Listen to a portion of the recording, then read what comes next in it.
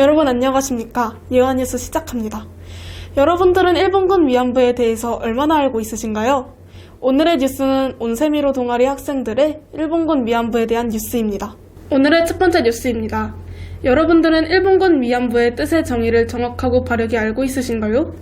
일본군 위안부란 일제제국주의 점령기에 일본에 대해 군 위안소에 끌려가 성노예 생활을 강요당한 여성을 뜻합니다.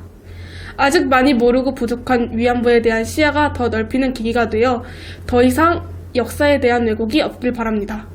다음, 일본군 위안부가 동원된 방식을 보도할 김시은 학생 기자 연결합니다. 네, 안녕하세요. 김시은 기자입니다. 일본군 위안부가 동원된 방식 보도하겠습니다. 조선인 여성이 일본군 위안부로 동원된 방식은 취업 사기, 협박 및 폭력에 의한 동원, 인신매매, 유괴 등입니다. 공장에 취직시켜주겠다, 많은 돈을 벌 수 있다라는 말로 여성들을 속여 일본군 위안부로 동원하였고, 위안부를 모집한다는 신문 광고가 나가기도 하였으나 근무 내용을 분명히 고지하지 않았다고 합니다. 여성의 문자 해독률을 고려할 때 여성에게 직접 모집 광고가 전달된 사례는 거의 없었다고 추측하고 있습니다. 일본 당국에선 위안소를 경영할 업자를 선정하였고, 일본군과 경찰 역시 동원 과정에 협조한 것으로 밝혀졌습니다. 취직이나 돈벌이를 미끼로 여성들을 끌어모으거나 협력과 폭력을 이용하여 동원하기도 하였다고 합니다. 다음 김은진 기자 연결하겠습니다. 2014년도 한 설문에서는 시민 1000명을 대상으로 위안부에 대해 얼마나 알고 있는지 설문조사를 한 결과 응답자의 51.9%가 잘 알고 있다거나 매우 잘 알고 있다 13.4%로 나왔으며 잘 모르고 있다와 전혀 모르고 있다는 5.6%와 0.6%로 극소수에 불과하였습니다. 하지만 위안부에 대해 구체적인 사항을 묻자 정확한 답을 고르지 못하거나 바르지 않은 용어를 선택한 사람들은 54%로 충격적인 대답이 나왔습니다. 이를 통해 첫 번째 뉴스는 많은 설문 답변 중 많은 시민들이 대답을 못하거나 잘못된 지식으로 조사된 자칭하는 바람직한 용어에 대해 알아보려고 합니다. 먼저 1990년대 초반까지만 해도 정신대 혹은 중군 위안부라는 말이 쓰여졌습니다. 오늘날은 이런 표현을 사용하지 않고 있습니다. 그 이유로는 정신대라는 것은 근로정신대라고 하여 말 그대로 나라를 위해 몸을 바친다라는 뜻입니다. 그리하여 노동력에 동원된 사람들, 여기에는 남자도 있고 여자도 있습니다. 그런데 이 근로정신대 중에 일부 여성이 강제로 착출되어 성노예화되었기 때문에 우리가 위안부로 혼동을 해서 썼던 것입니다. 또한 종군 위안부는 말 그대로 종군 기자, 종군 간호사 등으로 자기 자발적으로 군을 따라다녔다라는 의미가 내포되어 있습니다. 또한 이 말도 쓰지 않습니다. 그럼 올바른 표현이 무엇일까요? 국제사회에서는 일본군 성노예를 표현을 쓰고 있고 영문 표기도 그렇습니다. 그러나 우리나라에서는 이 표현을 쓰지 않고 있습니다. 그 이유는 두 가지입니다. 첫 번째는 지금까지 위안부라는 말로 운동을 해왔는데 명칭을 바뀌면 혼동 방지를 위해 명칭을 일원화합니다. 두 번째, 생존해 계신 분들이 갖는 거부감과 할머니의 가족분들과 할머니 분들께서 정신적 충격을 줄 수 있으며 할머니 분들이 거부하시기 때문입니다. 우리나라에서는 일본군 위안부라는 표현을 사용하는데요. 하지만 이것도 문제가 있습니다. 바로 위안이라는 겁니다. 위안이라는 뜻, 안식을 주고 위안을 준다. 이거는 일본 측 입장이지 우리의 입장이 성노예의 어떤 아픔을 표현할 수가 없지 않습니까? 그래서 오늘날 약속한 정식 명칭은 작은 따옴표가 붙습니다. 그래서 일본군 위안부, 이것은 올바른 명칭입니다. 아직 우리가 많이 알고 있다고 생각하지만 많이 모르는 우리의 역사를 잊는 자에게 미래란 없다라는 말처럼 우리는 더욱 우리의 역사에 대해 더 잘 알아봐야겠습니다. 다음은 일본군 위안부 할머니분들의 강제징용과 한일 합의의 내용은 박현우 학생 기자가 자세히 보도합니다. 안녕하세요. 박현우 기자입니다. 오늘은 일제시대 때 일본군의 만행에 대해 보도하겠습니다. 일본군 성노예 제도는 일본 제국 정부의 관여 및 묵인 하에 자행된 식민지 및 점령지의 여성을 대상으로 성범죄 행위를 저지른 것을 말합니다. 이러한 행위를 한 일본 정부는 2차 세계대전을 치르는 동안 일본 군인들의 성역을 해소하는 문제를 해결할 필요가 있었습니다. 다만 군대의 기밀 유지를 위하여 별도의 성행위 장소인 군대 위안소를 만들고 식민지 및 점령지 출신의 여성들을 모집하여 관리하였습니다. 이러한 행동은 일본 정부의 불법적인 취업 사기가 대표적인 사례입니다. 위안부 할머니와 군대에 강제로 끌려간 안타까운 10대 청년들을 비롯한 강제징용은 오늘날 현대소송으로 이루어졌습니다. 이 소송의 전기는 박근혜 전 대통령이 위안부 할머니들의 동의 없이 일본에게 10억을 받고 사건을 멋대로 해결하여 덮으려는 것입니다. 덮으려는 짓을 한 것도 모자라 위법 행위를 한다는 이야기가 있었습니다. 이 사건의 합의를 위해 위안부 할머니들은 한국 대법원 재판을 무기한 연기하는 대법원과 청와대의 사법 거래를 저질렀습니다. 이로 인해 지연된 재판으로 강제징용 피해자들이 기업과의 소송에서 승소한 판결이 오래 지속된 나머지 고발인의 대부분이 듣지 못하고 안타깝게 숨을 거두셨습니다. 외교부와 박근혜가 주장했던 과거사 합의와 일본의 사과가 보장되었다던 한일 합의는 겨우 박근혜 전 대통령의 100억 원이라는 재단 출연 기금으로 해결되었고 이를 구실로 결국 아베의 사과도 받지 못하고 끝내 숨을 거두셨습니다. 예전부터 이 일들은 명백한 일본의 잘못이기 때문에 인정된 사과가 있어야 해결될 수 있다고 했습니다. 하지만 이제는 한 인의 부족한 행실과 판단으로 사과를 받을 수 있는 기회조차 날아가 버렸습니다. 우리의 잘못은 방관된 생각과 고통을 덜어주지 못한 무관심함이 돌이킬 수 없는 잘못입니다. 그 다음 김연희 기자가 보도하겠습니다.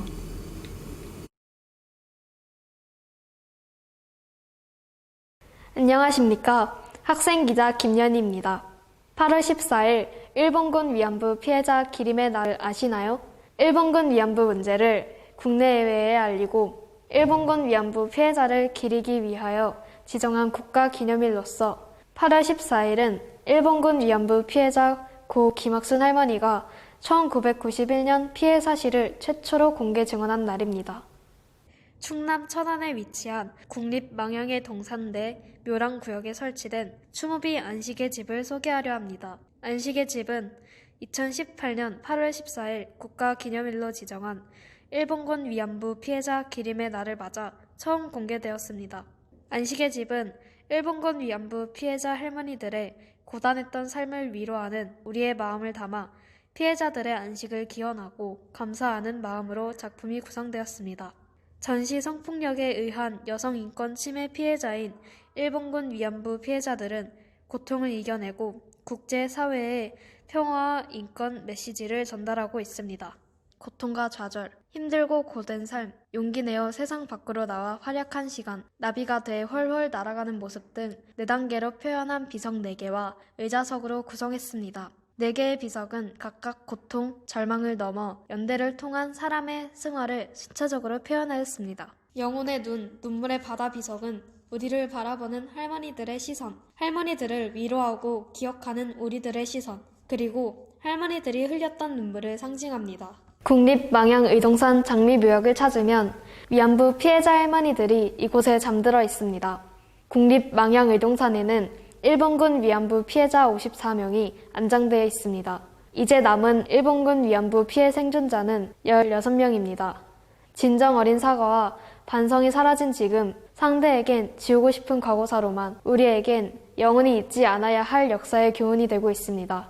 시청자 여러분들도 현대를 살아가면서 잊지 말아야 할 것에 대해 생각해보는 계기가 되었으면 좋겠습니다. 이상 김연희 기자였습니다. 다음은 조민경 기자가 세계 위안부의 날에 대해 보도하겠습니다.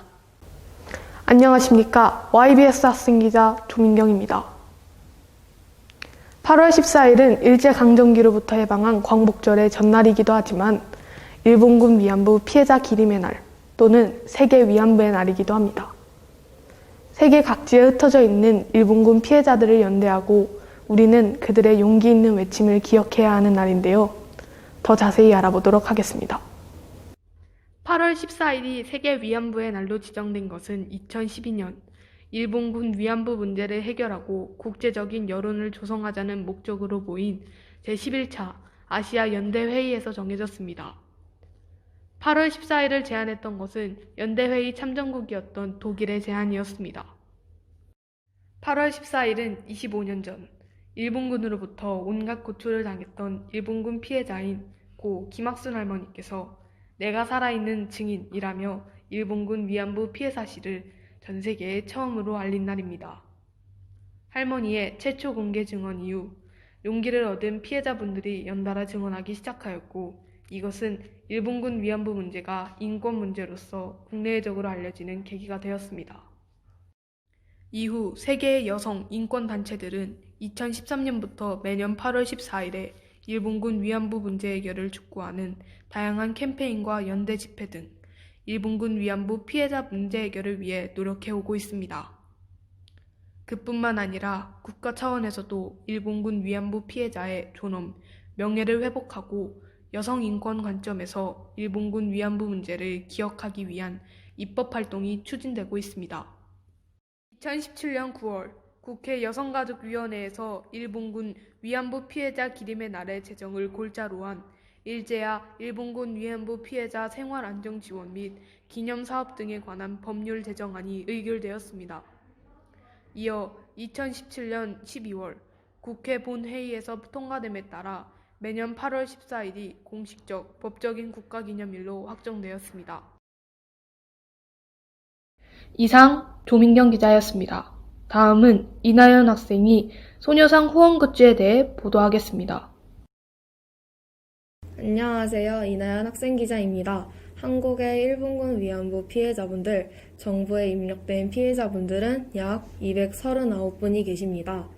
많은 사람들이 수많은 위안부 피해 할머니 분들을 기억하고 도움을 드리자는 의미로 만들어지고 있는 굿즈 상품들은 팔찌, 반지, 들고 다닐 수 있어 위안부와 관련된 일들을 작게라도 알릴 수 있는 작은 소녀상 등 많은 상품들이 있습니다.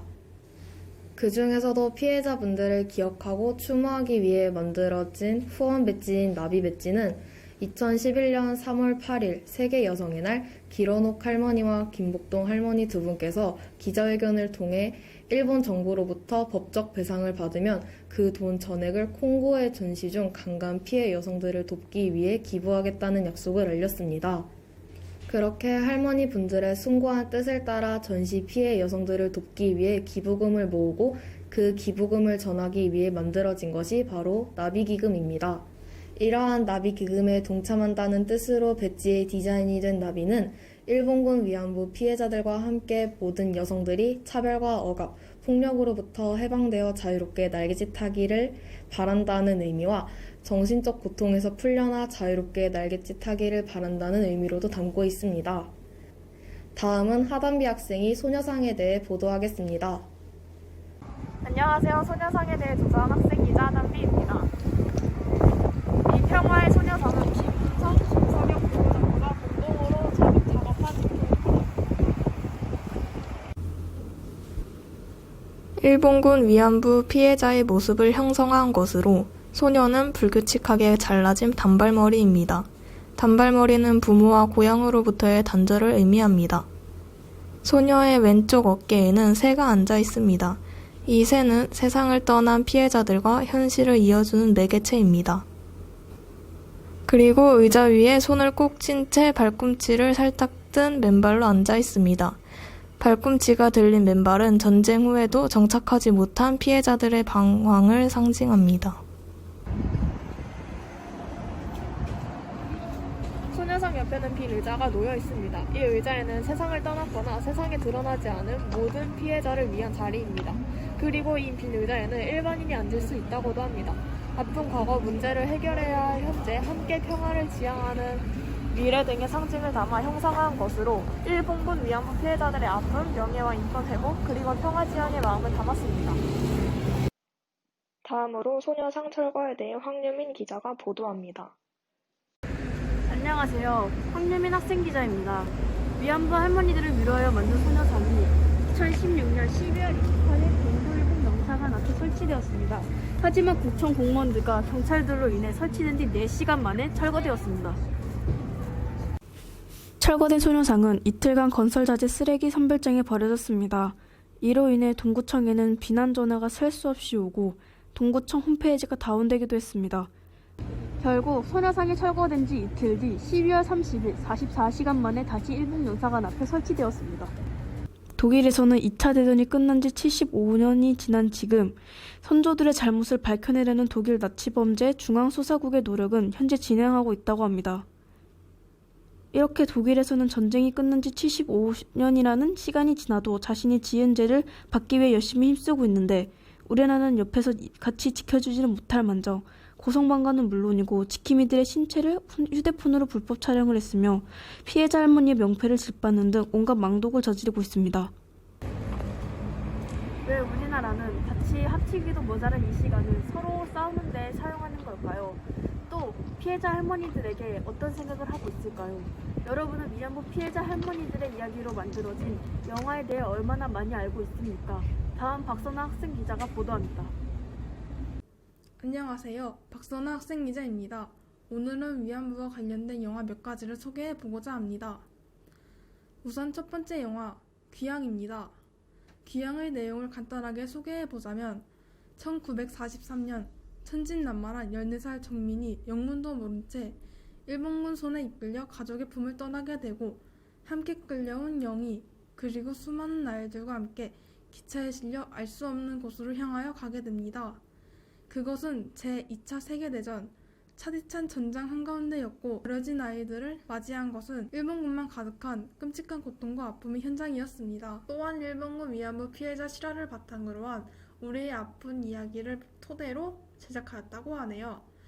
내용만 잠깐 훑어보아도 벌써 가슴이 아파옵니다. 이 영화를 일본에서 시사회를 했는데 상영할 당시 일본의 보수 월간지 사표에서는 영화 귀향을 집중 분석하며 최악의 반일 영화로 규정했다고 합니다. 이유는 영화가 역사를 왜곡했다는 것 때문이라는데요. 우선 사피오는 귀향에서 일본군이 위안부를 학살하는 장면을 문제 삼았습니다. 조정래 감독은 위안부 피해자인 강일출 씨의 그림 태워지는 처녀들을 토대로 연출을 하였습니다. 이에 사피오는 2002년 나눔의 집에서 발간한 위안부 피해 증언집을 바탕으로 영화는 위안부 학살 이유를 설명하지 않았지만 증언집을 보며 강 씨가 장치부스에 걸렸고 전염병을 앓던 소녀들의 시체를 태웠다는 내용이 있다며 영화가 자의적으로 해석한 강 씨의 증언집을 실화처럼 왜곡했다고 주장했습니다.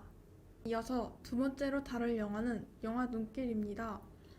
이 영화도 내용을 간략히 요약하자면 1944년 일제강점기 말 어느 날 어머니가 집을 비운 사이 남동생과 단둘이 집에 있게 된 종부는 느닷없이 집으로 들이닥친 일본군들에 의해 낯선 열차에 몸을 싣게 됩니다. 영문도 모른 채 끌려온 종부는 자신 또래 아이들이 가득한 열차 안에서 두려움에 떨고 그때 마침 일본으로 유학간 줄 알았던 영애가 열차 칸 안으로 던져지고 이제는 같은 운명이 되어버린 두 소녀 앞에는 지옥 같은 전쟁이 펼쳐지게 되는데 반드시 집에 돌아갈 거라 다짐하는 종부는 비웃듯 영애는 끔찍한 현실을 끝내기 위해 위험한 결심을 합니다. 과연 종문과 영애는 일본군의 소나기에서 벗어날 수 있을까요? 그 결과는 영화에서 확인하시죠. 이 영화들의 공통점은 위안부 라는 주제를 가지고 스토리 구성을 했다는 것인데요. 두 편의 영화 중 귀향을 기획한 조정래 감독은 2002년부터 나눔의 집에 가서 봉사활동을 하고 피해 할머니들에게 수익금을 기부했습니다. 그리고 배우들은 재능 기부로 무일푼으로 연기를 했다고 합니다.